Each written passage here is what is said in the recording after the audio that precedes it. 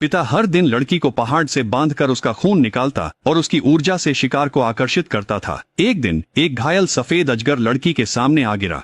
उसने उसके खून की बस एक बूंद चाटी और उसके घाव तुरंत ठीक हो गए। फिर सफेद अजगर ने उसे बांधने वाली सन की रस्सी खोल दी, लड़की की ओर गहराई से देखा और गहरे पहाड़ों में गायब हो गया। हैरान होकर लड़की दौड़ती हुई घर गई ताकि अपने माता पिता को सब कुछ बता सके, लेकिन वहां पहुंचकर उसने देखा कि डाकुओं ने उसका घर लूट लिया था। उसके माता पिता और भाई सभी मारे जा चुके थे। डाकुओं ने लड़की को पकड़ लिया और एक मानव व्यापारी को बेच दिया। 3 सालों में लड़की को कई बार बेचा गया, जब तक कि आखिरकार वे गू साहब के निवास में नहीं पहुंच गई। सबसे निचले दर्जे की नौकरानी के रूप में काम करते हुए लड़की हर दिन बहुत सतर्कता से जीती थी। बस यही उम्मीद करती थी कि उसे शांति से जीने का मौका मिले और वह अपनी आजादी खरीदने के लिए पर्याप्त चांदी जमा कर सके। लेकिन एक देर रात की दावत के बाद लड़की अनायास ही नशे में धुत मालिक के साथ उलझ गई और उसके बच्चे की मां बन गई। लड़की अपने धीरे धीरे बढ़ते पेट को सहला रही थी, डर से भरी हुई। महल में अविवाहित नौकरानी का गर्भवती होना मौत की सजा वाला अपराध था।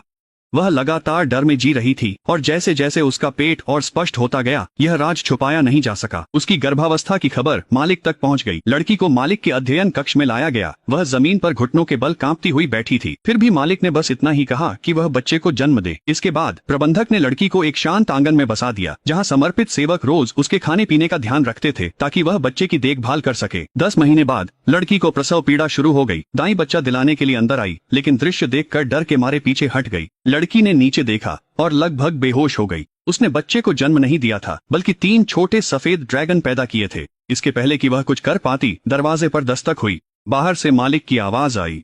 खुद को शांत रखने की कोशिश करते हुए लड़की ने छोटे ड्रैगनों को अलमारी में छुपा दिया, अपनी सारी जमा पूंजी दाई के हाथ में थमा दी और उसे कसम खिलवाई कि वह इस राज को गुप्त रखेगी। दरवाजा खुला, मालिक अंदर आया और उसे कुछ भी असामान्य नहीं लगा। लड़की ने झूठ बोला कि उसने मरे हुए बच्चे को जन्म दिया था, जिसे पहले ही ठिकाने लगा दिया गया है। दाई ने उसका साथ दिया और मालिक को सलाह दी कि वह उसे देखने की जिद न करे।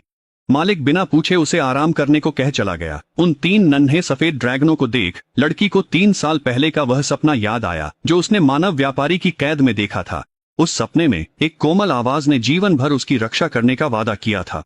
लड़की ने सोचा, क्या यह सफेद ड्रैगन का बदला था? छोटे ड्रैगन बहुत ही आज्ञाकारी थे। जब उन्हें भूख लगती तो वे केवल अपने ड्रैगन के पंजों से उसे हल्के से थपथपाते थे। वे साधारण सूप नहीं पीते थे। लड़की को उन्हें खिलाने के लिए रसोई में चुपके से जाकर शोरबा और बकरी का दूध चुराना पड़ता था। इसी बीच लड़की के बारे में अफवाहें पूरे हवेली में फैल गईं। नौकर चाकर उसे नीच और बेशर्म कहते और कहते कि उसने मालिक को बहकाया था, सिर्फ एक मृत शिशु को जन्म देने के लिए। लड़की मजाक का पात्र बन गई और जहाँ भी जाती उसे नीची नजरों से देखा जाता। जल्द ही मालिक की शादी गवर्नर की बेटी से होने वाली थी। मुख्य सेवक नौकरों के साथ आंगन में घुस आया, लड़की को हवेली से निकाल दिया और उसे शहर के बाहरी इलाके में एक जर्जर आंगन में छोड़ आया। तीनों छोटे ड्रैगनों को थामे हुए। जीवन कठिन था, फिर भी लड़की को एक ऐसी शांति महसूस हुई जैसी उसने पहले कभी नहीं जानी थी। बचपन से सीखी गई अपनी कला का उपयोग करते हुए वह पहाड़ पर फल तोड़ती और खरगोशों का शिकार करती और पूरी मेहनत से ड्रैगनों को मजबूत और स्वस्थ पालने की कोशिश करती रही। एक दिन लड़की आंगन में लकड़ी काट रही थी। थकी हुई उसने गलती से अपनी उंगली काट ली। खून बहने लगा। उसके पैरों के पास लेटे छोटे ड्रैगन रेंगते हुए आए और उसके खून को चाटने लगे। अगले ही पल ड्रैगनों से चकाचौंध सफेद रोशनी फूट पड़ी।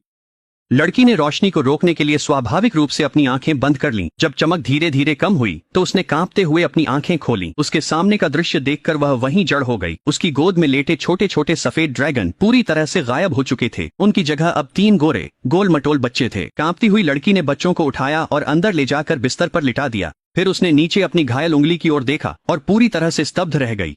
वह समझ नहीं पा रही थी कि उसके खून में इतनी चमत्कारी शक्ति क्यों है।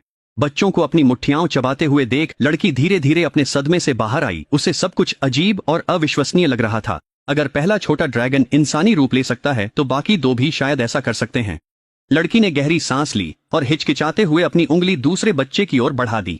दूसरे बच्चे ने उसकी उंगली की नोक को सूंघा, फिर अपनी जीभ बाहर निकालकर धीरे से घाव को चाट लिया। अचानक एक तेज सफेद रोशनी चमकी। जब रोशनी गायब हुई तो एक और हूबहू वैसा ही बच्चा दिखाई दिया जो आज्ञाकारी होकर अपने भाई के पास सटकर बैठा था। तीसरे बच्चे ने भी वही तरीका अपनाया और सफलतापूर्वक इंसानी रूप ले लिया। हालांकि तीनों बच्चे इंसान बन गए थे, लेकिन उनमें ड्रैगन की बढ़ने की गति बनी रही। सिर्फ आधे साल में ही वे शिशुओं से बातूनी दौड़ने फिरने वाले बच्चों में बदल गए थे। वे ऊर्जा से भरपूर और बेहद फुर्तीले थे, आम बच्चों से कहीं ज्यादा। बच्चे असाधारण रूप से समझदार थे। वे लड़की की हरकतों की नकल करते हुए बैन एपन से आंगन में झाड़ू लगाने और सब्जी के बगीचे में घास उखाड़ने में मदद करते थे। जैसे जैसे बच्चे बड़े होते गए उनकी गतिविधियों की सीमा अब छोटे आंगन तक सीमित नहीं रही। अपनी फुर्तीली काया का इस्तेमाल करते हुए वे ऊंची दीवारें फांदकर बाजार तक दौड़ जाते और लड़की के लिए सामान खरीद लाते।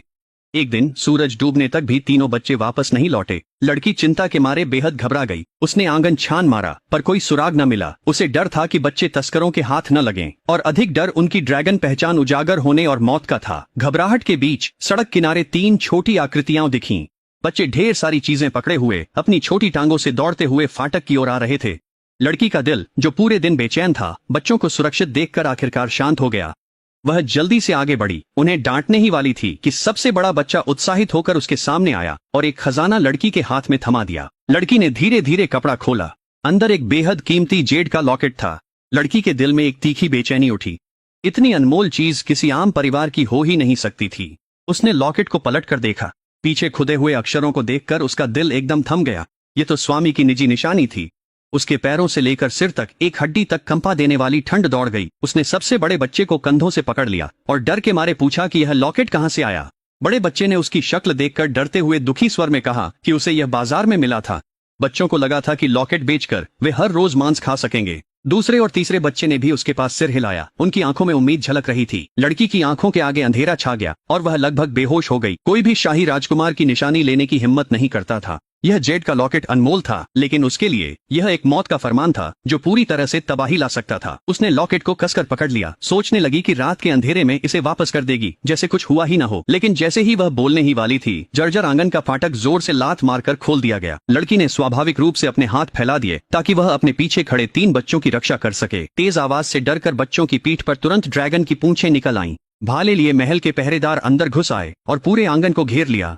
भीड़ अपने आप रास्ता छोड़कर अलग हो गई। एक जानी पहचानी आकृति धीरे धीरे आगे बढ़ी। प्रभु की नजर हल्के से लड़की पर पड़ी, जिसमें दमघोंटू दबाव था, और आखिरकार उसकी नजर लड़की के हाथ में पकड़े जेड लॉकेट पर टिक गई।